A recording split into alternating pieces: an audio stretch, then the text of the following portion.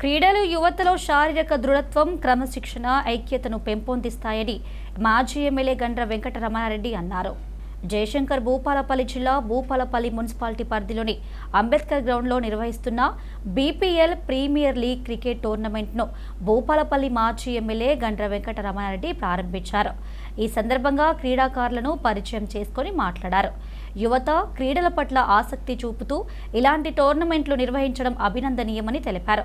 టోర్నమెంట్లో పాల్గొంటున్న జట్లకు శుభాకాంక్షలు తెలియజేసి క్రీడా స్ఫూర్తితో ఆడాలని సూచించారు. నిర్వాహకులను అభినందిస్తూ భవిష్యత్తులో కూడా ఇలాంటి క్రీడా కార్యక్రమాలు నిర్వహించాలని ఆకాంక్షించారు. ఈ కార్యక్రమంలో స్థానిక ప్రజాప్రతినిధులు, పార్టీ నాయకులు, క్రీడాకారులు, అభిమానులు పెద్ద సంఖ్యలో పాల్గొన్నారు.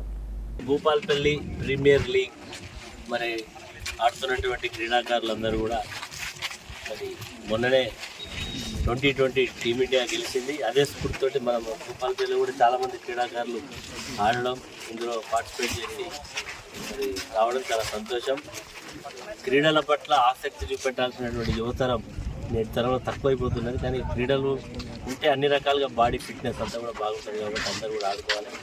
మరి ఈరోజు ఈ యొక్క టీంకు ఫస్ట్ ప్రైజ్ 50,000 రూపాయలను మరి మన షెఫీ గారు స్పాన్సర్ చేస్తున్న మంచి ప్రైజ్ కూడా పెట్టి 50,000, 25,000 రెండు కూడా పార్టిసిపేట్ చేసిన పార్టిసిపేట్స్ అందరినీ కూడా అభినందిస్తూ ఇదే స్ఫూర్తితోటి భూపాలపల్లి కూడా రేపు మన స్టేట్కు అదేవిధంగా నేషనల్ కూడా ఆడేటువంటి క్రీడాకారులు తయారు కావాలని కోరుకుంటున్నాం.